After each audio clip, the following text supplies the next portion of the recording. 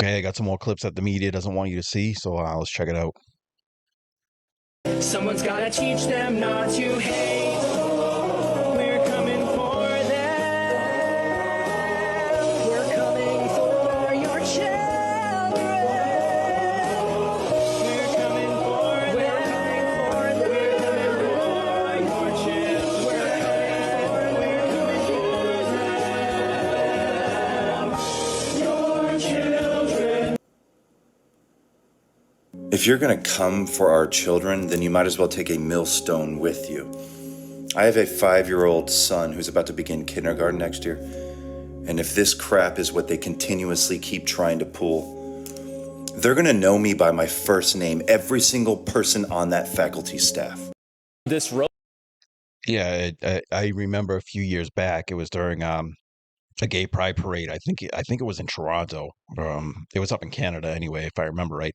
And they were literally during the parade, they were marching down the street and they were chanting, "We're here, we're queer, we're coming for your children." They're not hiding it, right? They're trying to manipulate children into their cult. It's definitely and it's the sad thing is that they've basically infected the school systems. Robot company, right? Figure AI is a robotics company. They did a 24-hour video. Look at this.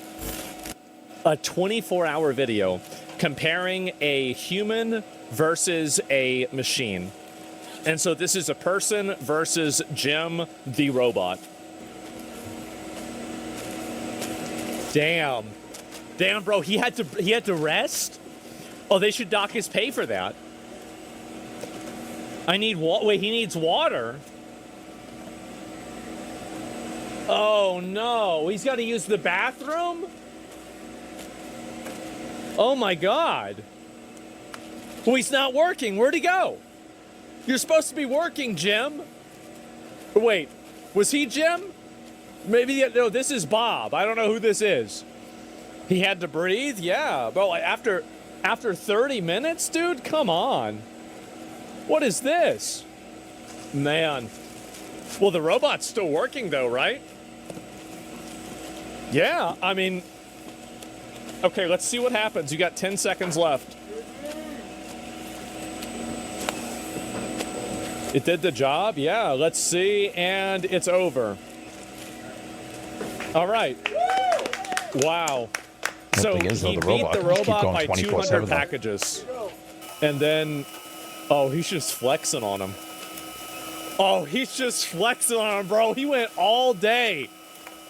Yeah, that's the thing. Like in the short term, the human can probably win, but in the long term, where the robot can just keep going and going and going, never have to stop for water break, never or food, never have to use the bathroom.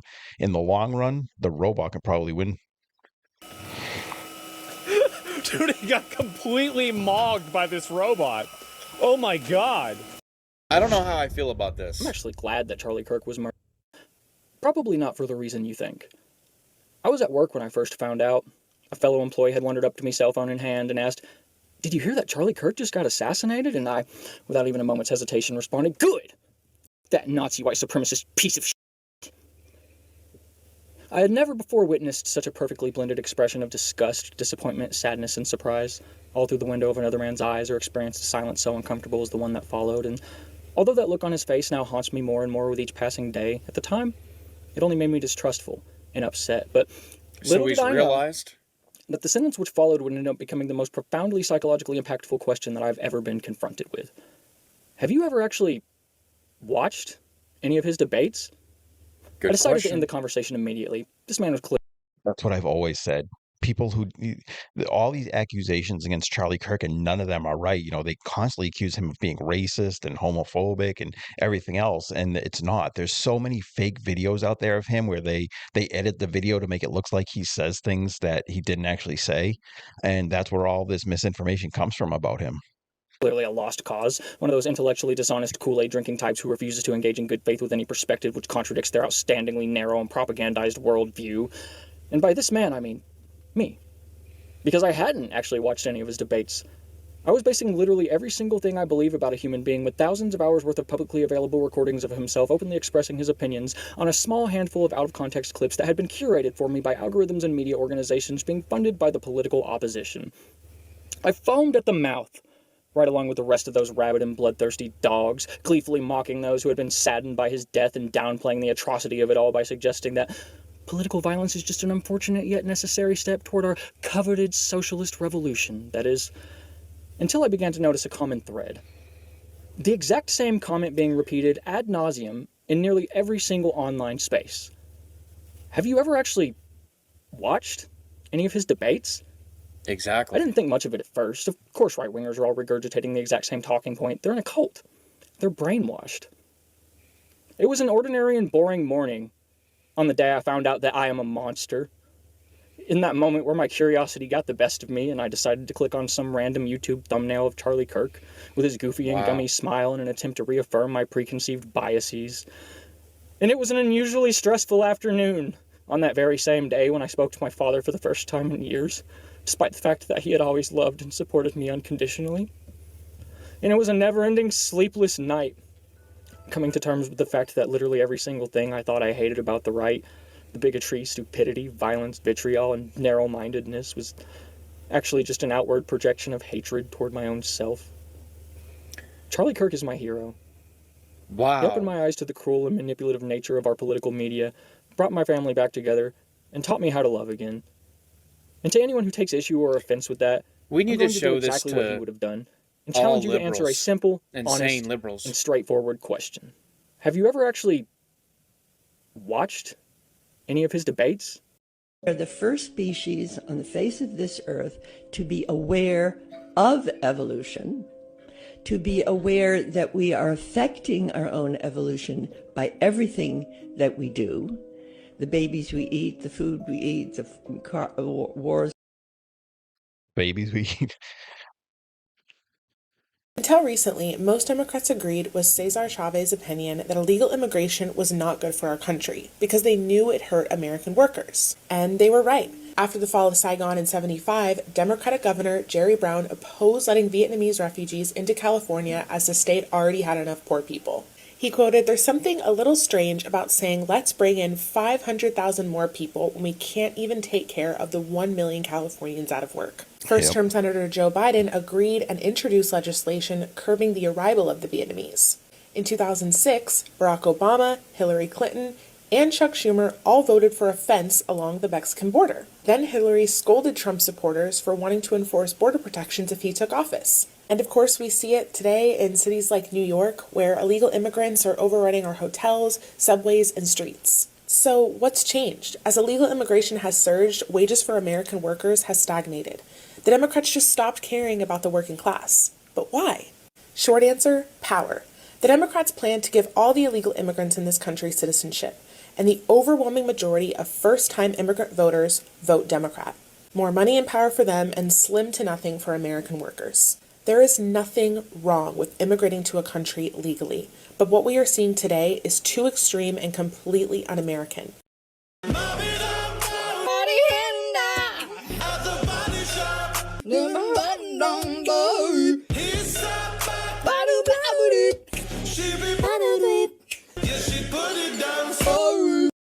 The Belfast riots are crazy, and I've seen some people saying that they're going too far with this, but these are the same people that think the migration issue hasn't gone too far, when it clearly has.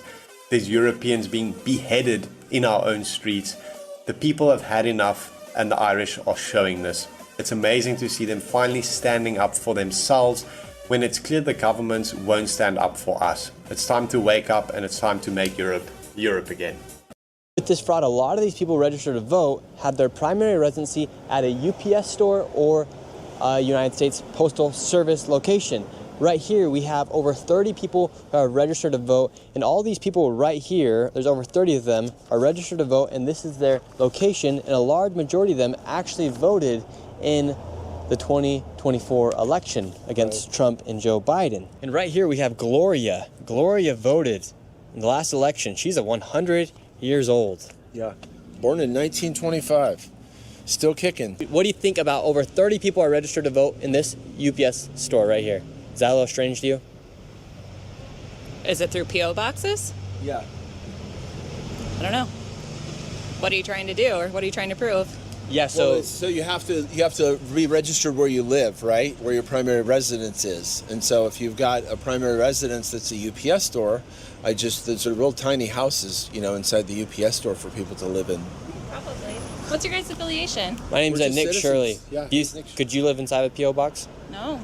So do you think it's a little strange that here in California you have lots of people who are registered to vote from these PO boxes? Meanwhile, you don't even have to show your ID when you go and vote. I don't want to be part of the whole MAGA storyline. Thank you. This isn't a MAGA storyline, man. This is And that's exactly what it is. Like, she doesn't care. She doesn't care that fraud is being committed. She doesn't care that crimes are happening because it's benefiting the party that she supports. It's benefiting the Democrats. If it were going the other way, I guarantee she would be absolutely outraged, right? And I don't want, she calls it a MAGA storyline. Crime, political corruption, fraud. How is that a MAGA story? How has that now become extremism? Wanting to stop fraud and voter fraud and corruption. How has that now become seen as extremist?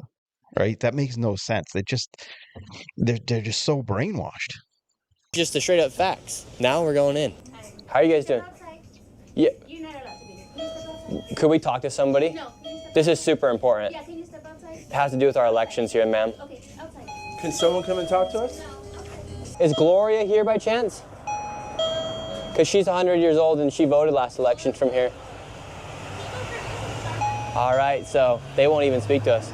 Do you know Gloria? She's 100 years old. She voted last election here. She's supposed to live in one of these P.O. boxes. No, I have no idea. A little strange, right? Sir, have you ever met like a Gloria or anything? She's supposed to live in one of these P.O. boxes. She voted. No. And click right here to see what happens next. I think we should all create our own bank.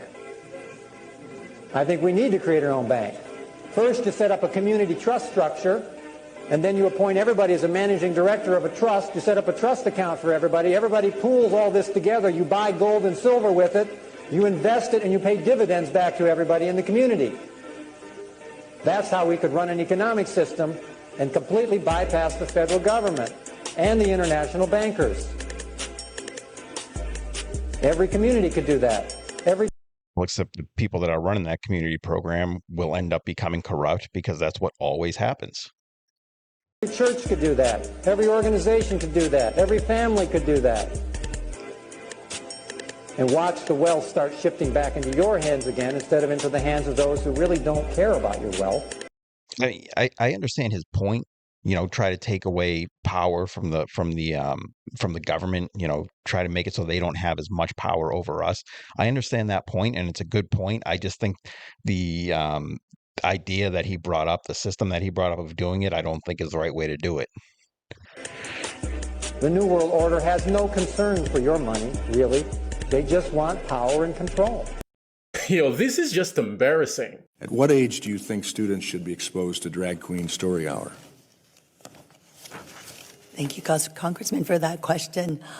I am really proud to be the superintendent of San Francisco Unified School District. At what age are students prepared for Drag Queen Story Hour? Well, we welcome all 49,000 students as they are. We support. The answer is never, because it doesn't belong in schools. That's the bottom line. School, you go to school to learn, math, science, history. You don't go for Drag Queen Story Hour. Support our students. We work really hard. At what age do you think it's appropriate for Drag Queen Story Hour for your students? We follow state and federal laws where we align our curriculum with state standards. I want you to see this. The people of Dublin standing with their neighbors in the north, with their UK neighbors in the north. They are showing solidarity. Irish Catholics and British Protestants together, coming together. If you know anything about these two groups, they don't come together very often, and they've had a history of what they call the Troubles. But now, the UK government has made it so untenable, flooding Northern Ireland with Sudanese migrants, that everyone is now on the same page. It has got to stop. Northern Ireland, this might be the opportunity for all of you to be one great country again. Get rid of the UK once and for all.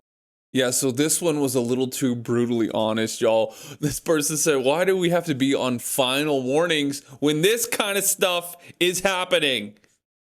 I mean, that whatever happened with that? Did that just move on? Like we were just like, oh yeah, that's clearly a mask, but who cares? You want to see how desperate Satan is today? You want to see how Satan is working? So if you saw one of my previous videos, you saw the part where Coca-Cola is allowing people to put you can basically put anything you want on a can now. They'll screen print it on the can, I guess. And except for in the last video, it was, you could put gay pride, bisexual, transgender, but if you put straight, they didn't allow you to do that.